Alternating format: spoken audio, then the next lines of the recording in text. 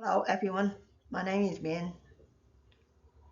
I'm going to present a topic about my country and my heritage. I was born in Hong Kong, growing up in a poor broken home, heavily abused, traumatized in my childhood and teenagerhood. I find myself suicidal in my steady struggle for survival, meaning, and purpose in life. However, I did do well in English, not in just good enough in English, but in Chinese, Western history, together with human biology at high school level. Prior to coming to Australia in 1990, I was working in office settings while studying journalism on part-time basis. I was searching for answers in all directions. I was given headway when I picked up Chinese literature, poetry, getting to know my heritage, including my culture, language, custom, morality, life and death, spirit and flesh, etc. I found God in the pages of our history initially, literature, poetry, and started my journey ever since. To find out about the ultimate truth, the supreme being behind everything else that is seen. Glory to God in the highest, for he answered me and gave me this testimony to share with you.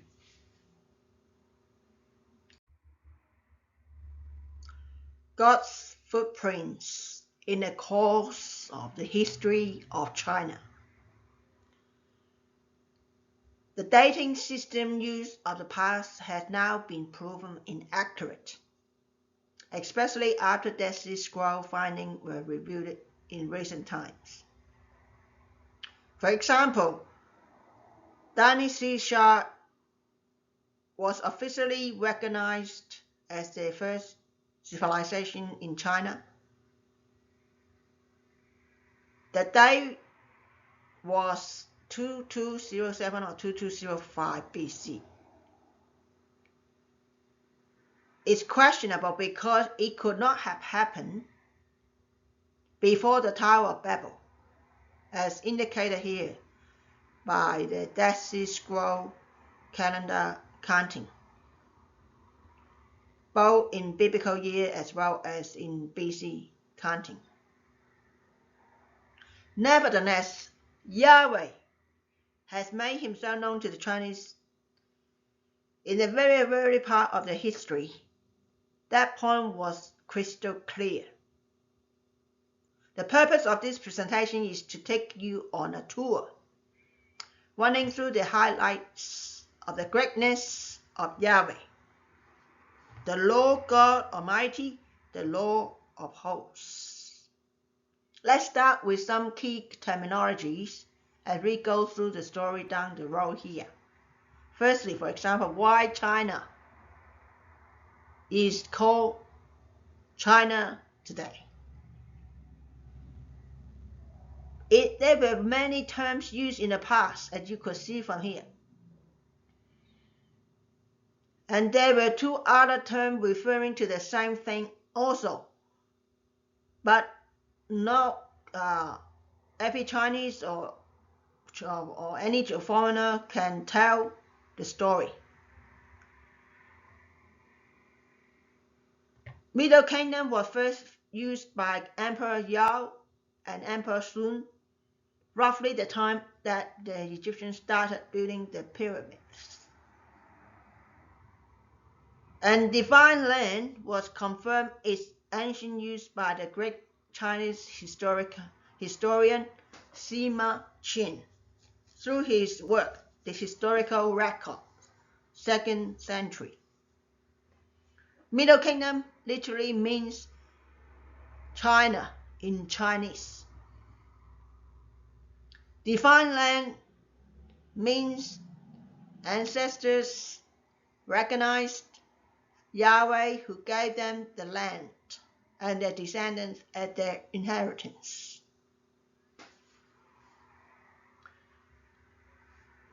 Finally, we can look at sinology or signs.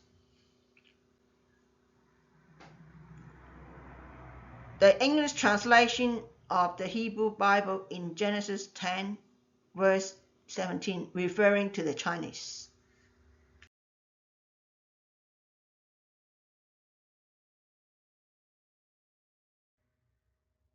Now we start with the outline of our presentation.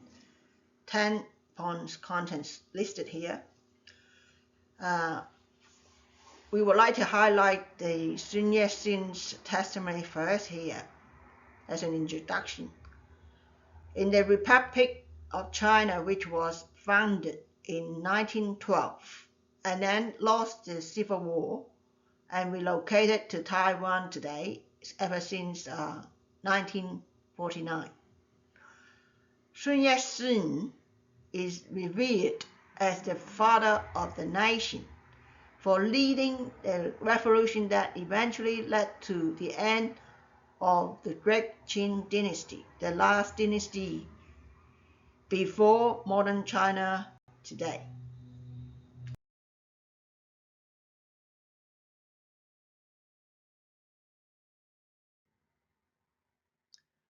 The Table of Nations is based upon Genesis chapter 10.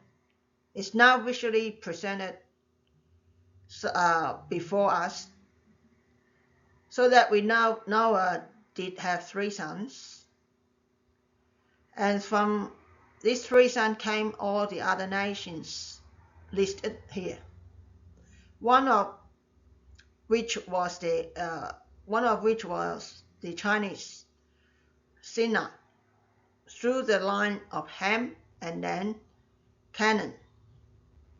Hittite were believed to be part of our close relative as well, whereas Christ came through the line of Shem and then all the way down to Peleg and then Abraham and so on.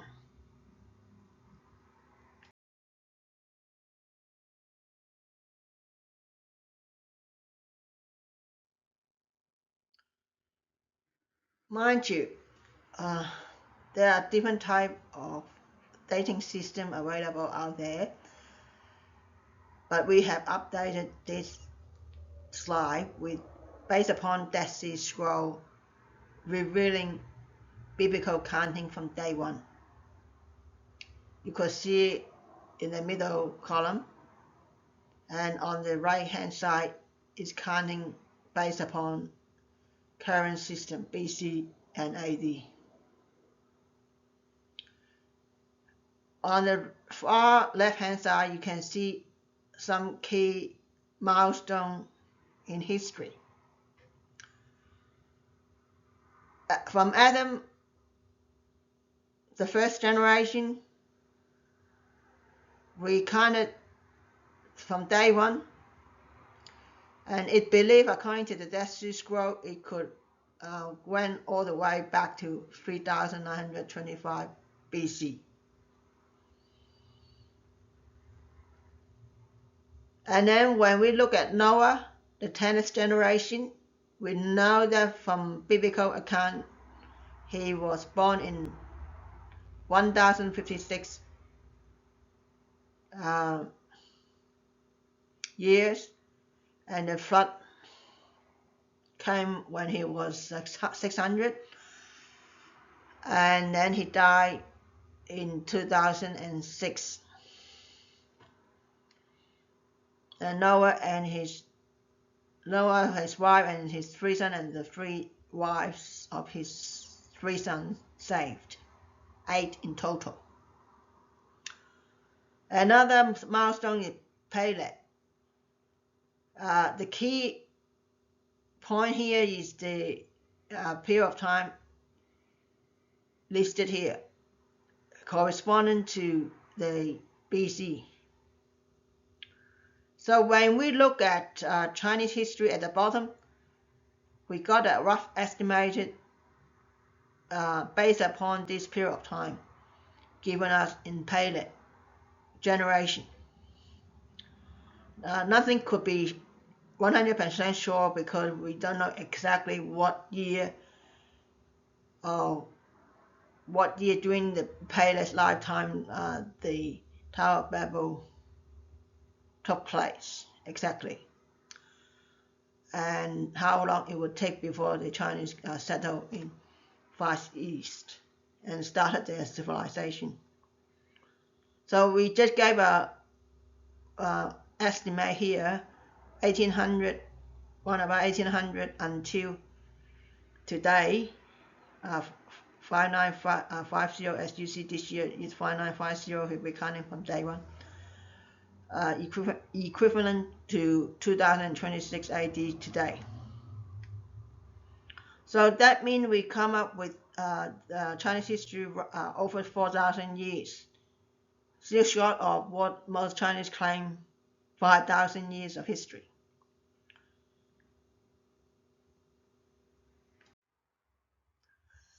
Based upon Dead Sea Scroll finding and deadseacalendar.org, biblical counting listed here give us 12 key milestones starting from Adam to Enoch to Methuselah, and then Noah, and then the flood, Peleg, Abraham, Isaac, Jacob, Joseph, Moses, and Joshua. There are also other visual charts available for easy comparisons in terms of the counting of each generation, so that the biblical counting could be made certain whenever it needs verification. This chart cut out from deadscrollcalendar.org to show key days by comparison. You could check it out in full at the website, but it's very clear in terms of understanding all the milestones in history. And Dead Sea Scroll Calendar Study Series will give every student more detail as well if you wish.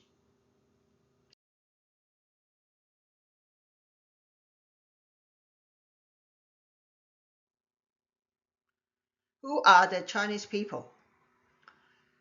Based upon the book of Genesis chapter 10 verse 15 to 19, it's clear that Chinese came from the Noah's son Ham by the line of Canaan. You can see it on the table here. If you count it all down, the Sinai was the number 8 son, and it was believed the Sinai was the ancestor of the Chinese people.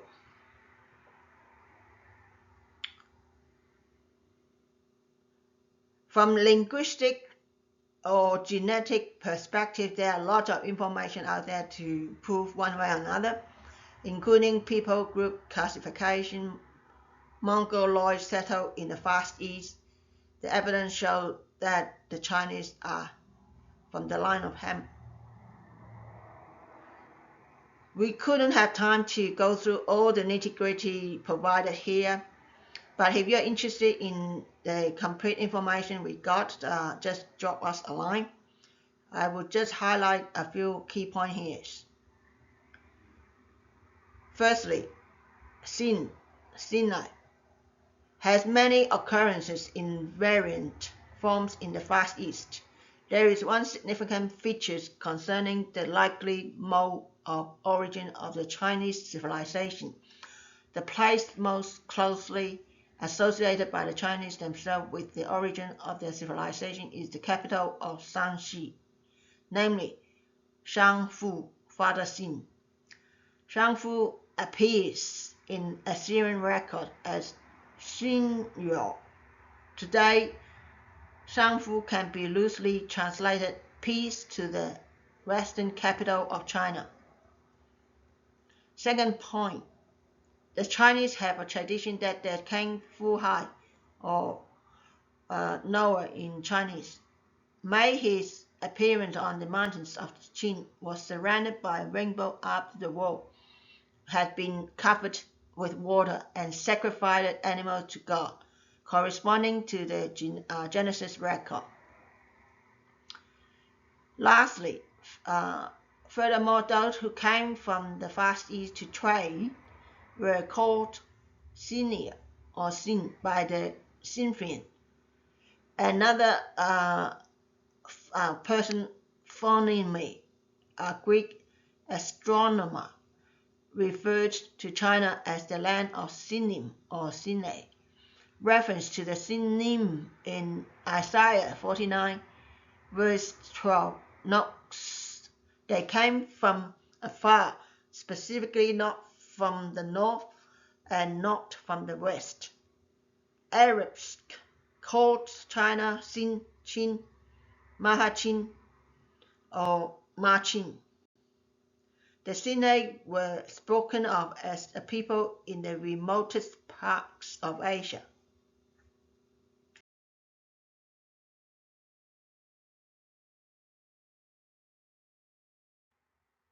Now let us look at the language of the Chinese for a moment. The oracle bound writings from Shang Dynasty, as you see on the far right,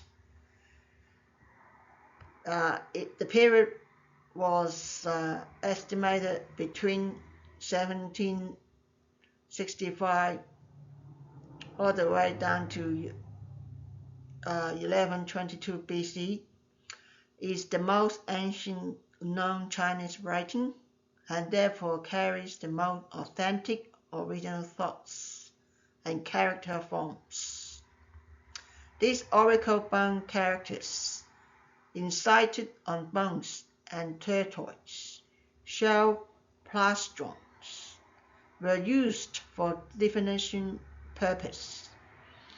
They are pictographic, 600 in use, ideographic, also 700 in use, rather than phonetic. The written Chinese, icon-like, has been in continuous use since its inception, unlike the Hebrew. All people may speak different dialects, but all use a single recognizable written form to communicate. China's ancient writing language reflects God's guiding hand over the Chinese throughout their thousands-long history. The Chinese language testifies about the truthfulness of the accounts of the first 11 chapters of the book of Genesis. It is like these stories being codified in the written form of the Chinese language. It is hidden from unsuspecting eyes, but known only to those who know Chinese deeply. Concept and story include God, man, woman, the Garden of Eden, the flood, the sacrificial lamb, order, righteousness, justice, and so on. One outstanding characteristic of the Chinese language is its root, its mature development and application in word, in vocabulary, in idioms, in poetry, and colloquial expressions, matching the moral teachings of the Bible in multiple levels or dimensions. And you can see we listed 4 examples here, the 4 terms for God. The first one, Shangdi, is referred to the Supreme God Most High, the high and lofty being, the great and noble one, the one coming from above all human authorities. He manifests, shows, and proclaims and exhibits himself. The next terminology here is the Ten, literally means sky or starry heavens. but indirectly is referring to God, depending on the context. The third one, God radical. You can see the radical is like a prefix in English, a pronoun designated for anything to do with God and divine. The last but not least, the highest ruler,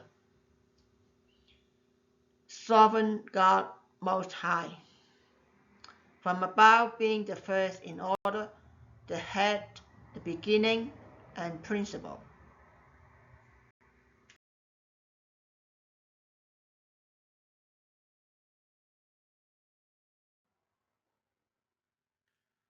God radicals 是神祝福. Unlike English, God gave the Chinese people his unique pronoun, God radical, YHWH, in order to show the Chinese all blessings and curses come from him. As Job said, shall we receive good from God, but not evil? And all worship is to do with him. The Chinese want luck, fortune, prosperity, riches, honor, and many great wishes. They use all kinds of ways to bless themselves and ask for blessings, including burning incense, offering good wishes, prayers, bowing to idols, palm reading, etc., in hoping that they could get the best for themselves each year.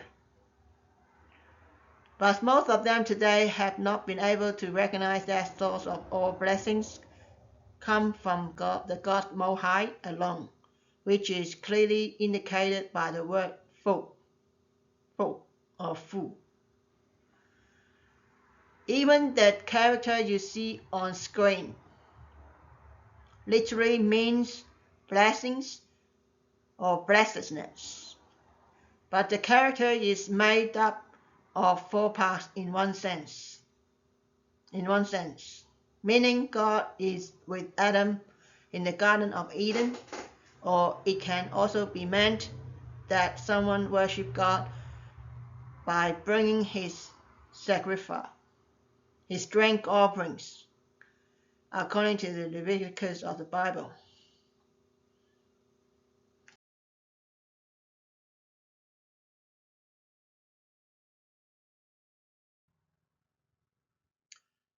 The Chinese is one of the few human civilizations, like Egypt, which has ever stood the test of time ever since the time of Noah, after the flood, because the flood came on the 1656 years since Adam and Eve, the first parents in the book of Genesis. This very year also marked the death of Methuselah, the grandfather of Noah. The event of Tower of Babel was believed to have taken place in between 1757 and 1996, or 2168 and 1929 BC, according to Dead Sea Scroll finding. And the earliest historical record confirmed started around 2207 BC for the Chinese history, that is starting from Shah dynasty. As discussed before, that dating system was questionable because it could not have happened before the Tower of Babel. The Chinese worshipped the true and living God, Yahweh, 上帝 in the eyes of the Chinese people. From the very beginning until the emperor worship prevailed in China after turbulent war-torn period between 650 and 222 BC. Qin dynasty, founded by Qin Shi Huang after he united the country. the very first emperor, sought for afterlife solution in his lifetime, lasted only 14 years. From then on, China plunged herself into a vicious cycle of dynasty turnover until 1911, when God used Sun Yat-sen to put an end to the last dynasty, marking the new era of modern or liberated China. Despite all of the chaos in fighting factionalism, emperors worship, foreign invasions, wars, and conflicts throughout thousands of years, God had not forsaken China, but preserved her unto this day miraculously. Her continuity proves that God exists. God has always been on the throne in charge of all affairs of mankind. God is the source of her blessings and curses. God has kept the land for the Chinese as the ancestors acknowledged God's sovereignty over China and the emperors worshipping Shangdi. Whenever they declared themselves as master of their own destiny, sending up sinful men to act like righteous God, and finally being to hold absolute power, they pay heavy prices for their choices. Special points. Chinese people did not get uprooted out of the country like the Jews. Chinese people did not become homeless or stateless, losing their country like the Mede and Assyrian. Chinese language, culture, literature, and archaeology have been largely preserved to testify about the God Most High. In conclusion, China is one of the major God eyewitnesses at a national level. But Israel, the Jews, are the chosen people of God in the Old Testament.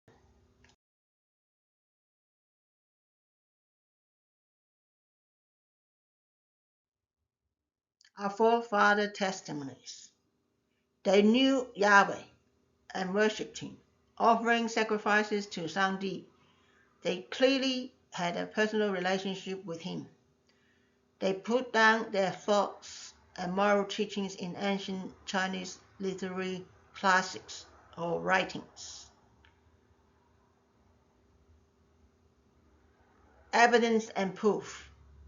The oracle bones writing from Shang Dynasty, that is between 1765 and 1122 BC, verifies a large portion of the history recorded by Confucius in the Chinese classics. And Confucius himself on the far right. He was born round about 551 BC and he died 479 BC. A Chinese philosopher and sage. In his compiled work, Chinese Classics, 中国史书五经, testified about the worship of Shangdi. Sima Chen was born 145 BC and died 85 BC. A Chinese Greek historian, in his book Historical Records, testified the existence of Huangdi in 27th century BC.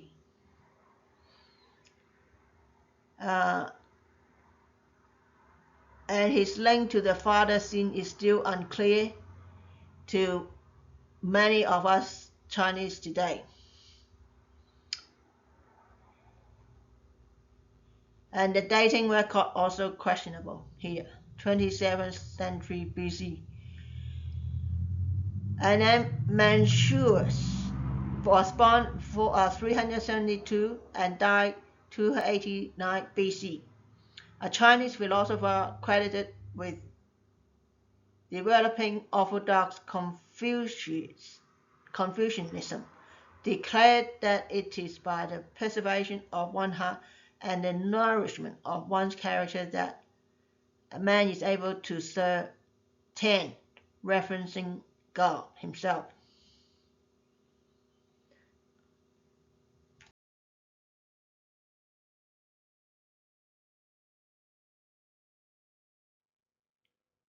Now we come to emperors' worship of Sangdi. 450 years of sacrifice offering to Sangdi. The key concept here is the mandate of heaven, the functional equivalent of the will of the Lord on high, was not constant, and there was no guarantee that the descendants of each dynasty would be entrusted with kingship. For heaven sees as the people see, the heaven heeds as the people heed. Thus, the virtues of the king were essential for the maintenance of their power and authority. God conferred directly upon each emperor the right to rule. Therefore, the emperor's authority was derived from God. This divine election is called the mandate of heaven, and the man thus selected was called the Son of Heaven. This mandate did not deify the emperor. He was but a regent or viceroy chosen to rule China on God's behalf. Because of this, the allegiance that the people owed the emperor was conditional upon the ruler's ability to have and to hold the mandate, and the emperor's ability to hold the mandate was considered conditional as well. His personal virtues and wisdom in governing determined whether God continued to favor him with the mandate. This concept of the mandate of heaven gives rise to the cycles of dynastic rule that appeared throughout the millennia of the Chinese history.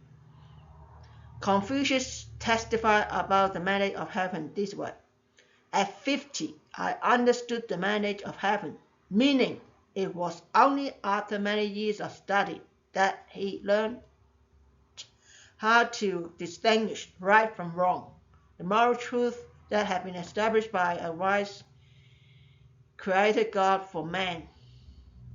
He who does not understand the mandate, the rule of God of heaven, cannot be a ruler. Should the emperor or a succession of emperors of a dynasty fail to rule virtuously and righteously, thereby causing the people to cry out over their oppression, heaven would withdraw its mandate from that dynasty and bestow it on a new emperor with attributes compatible with those of God. He who understands the mandate is worthy of trust. He who doesn't always seek to dodge harm while pursuing personal gains. How can such a person become a ruler? Chinese order was achieved through the individual ruler's submission to the supreme will of God. This provided both accountability and balance of power. Another major concept is the border sacrifice. Border sacrifice was for the emperor to demonstrate his virtue and provide spiritual leadership for the nation. In form, that means ritual and ceremonies, followed by function, upholding God's standards. In time, only the form was left, unfortunately. The Son of Heaven kept three things in his mind. Firstly, he acted as a mediator between God and his people in prayers. He submitted to the will of God, and then reflected his characters, and then ruled by righteousness. Chinese history reveals when a nation is governed by virtuous rulers, it prospers. By acknowledging the principles of the mandate of heaven, the ancient Chinese put their trust in the supreme will of God to select and appoint rulers over them. Their trust was not unfounded, for they believed that God would do what was best for them, and that his choice of ruler would be one who demonstrated virtues and character traits consistent with God himself.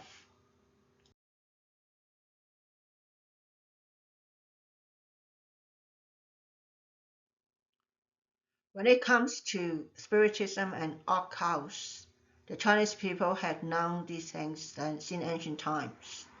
Shang Dynasty 1765 and 1122 BC under the Emperor Wu Ding 1352 BC, happening or existing at the same period of time when Joshua led the nation of Israel, believed in three classes of spirits.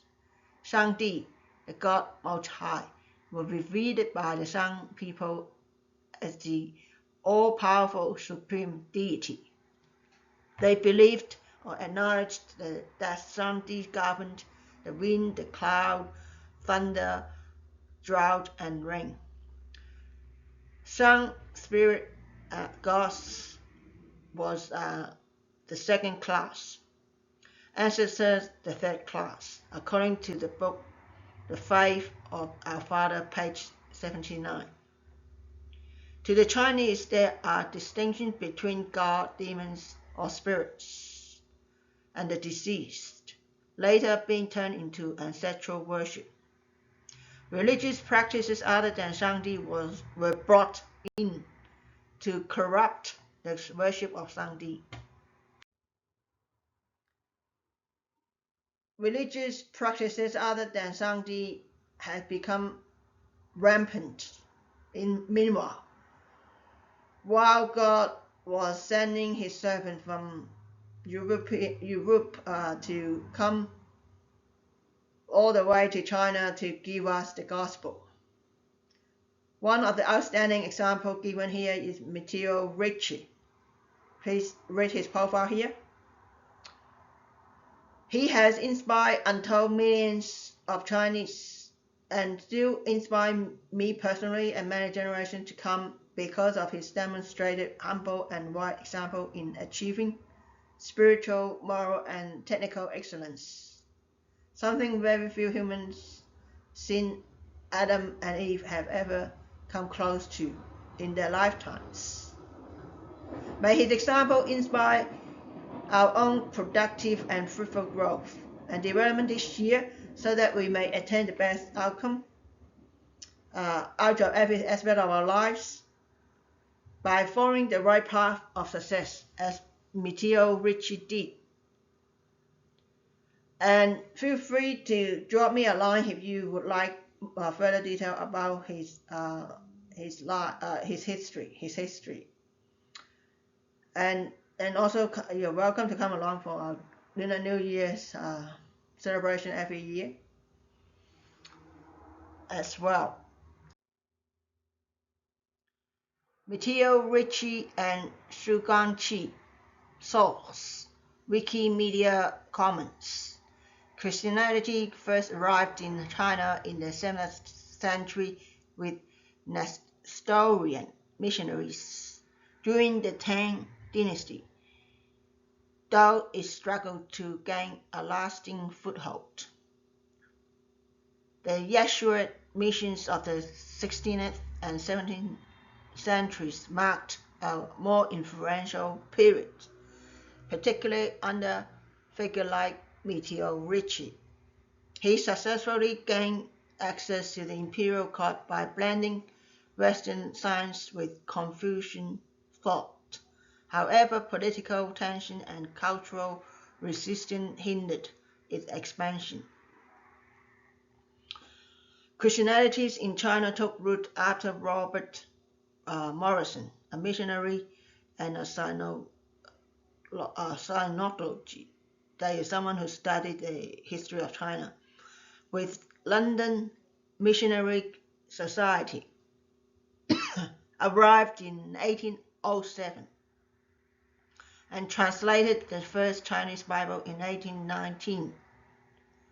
During the 200 years since then, Christianity in China was tested and grew through fiery trials, including the Taiping rebellions that happened between 1850 and 1864, Mao Cultural Revolution between 1966 and 1976, and the persecution by the Chinese Communist parties ever since 1948.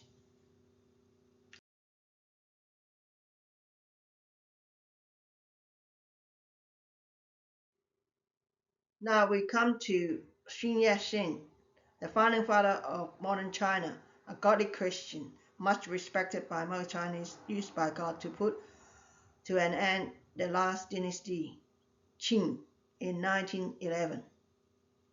In the Republic of China, which was founded in 1912 and then lost the Civil War and relocated to Taiwan in 1949, Sun Yat-sen is revered as the father of the nation for leading the revolution that eventually led to the end of the Great Qing dynasty.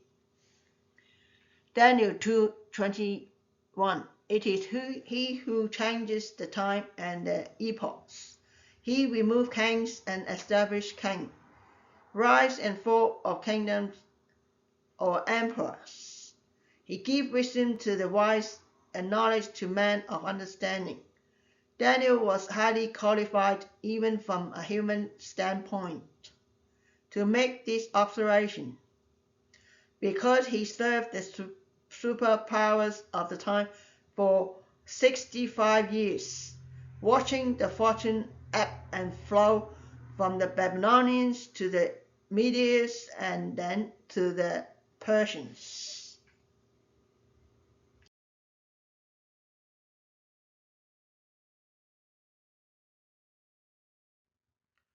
Now we come to the latest developments in China when the Chinese Communists took over mainland China since 1949 until today. God, however, uses the Chinese Communists to grow his church supernaturally. So what God has done for China then? God allowed the Chinese to reap what they sow. God sent missionaries to China to give her a mighty helping hand at different stages of history. God raised up Sun Yat-sen, as mentioned before, to liberate China from bondage in 1911. However, God also allowed communism to spread and take root in China ever since 1949 for his own purposes. God used the delusion and the hunger of the people alongside persecution in China to spread his word and save many lives. God multiplied the growth of his church from 1 million in 1950 until today, 100 million, or some people even argue that over 200 millions in 2026. Of course, no one knows the exact figures because nothing has been officially recorded or being or any record can be verified. Only God knows the exact number. The mandate of heaven understood by the Chinese in relation to God's intervention of human affairs according to his moral judgment will not fail as man fails.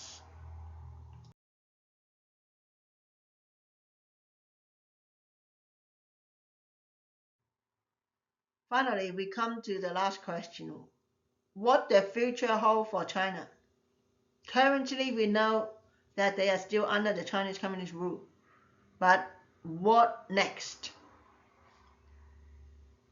Firstly, let's look at the Genesis chapter 10, verse 17, and Isaiah 49, verse 12, as you could see on the right hand side. H5515 and H5513. Pronounced Si Nim.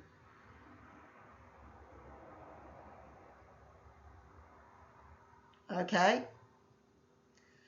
You can see they come from the same root word, rather than different nation as translated into the Chinese Bible. So in other words, the Chinese Bible translation have been found inaccurate over these two terms. There are also different views of the interpretation of Revelation chapter 9 from verse 16 to 18, and then Revelation chapter 16 verse 12. After much research on Bible scholars over the years, I have decided to quote two most respectable Bible teachers with proven track record of their diligence, carefulness, in-depth training, deep appreciation and understanding of Scripture, as well as their God-fearing lifestyles. First is Chuck Missler. He was gone with the Lord already. The Kings of the East. And then Arnold G. Frudenbaum on the left-hand side. According to his book, The Footsteps of Messiah, page 309 to 3110.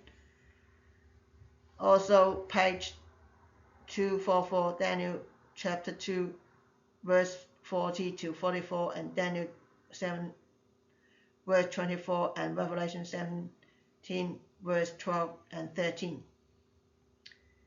So this is my understanding about the question. The 10 toes refer to the 10 king federations, equal 10 horns, or the 10 kings. Okay, the beast equal Antichrist, who would defeat 3 kings and become the number 8 kings, while the other 7 submitted to him. China most likely would be one of the 10 kings during the tribulation period, and when Antichrist took over, when Antichrist takes over during the world, she would be either defeated or submitted to the Antichrist. The Bible didn't tell us exactly who would be the 3 defeated, nor the nations of the 10 kings.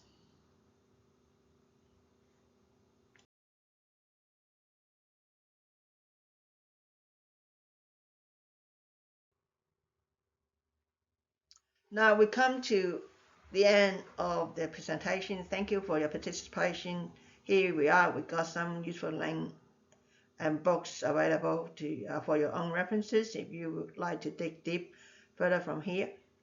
If you do have any question, or if you see any discrepancy, just drop me a line, and you're more than welcome to come along our Lunar New Year outreach each year. Just keep in touch. Thank you.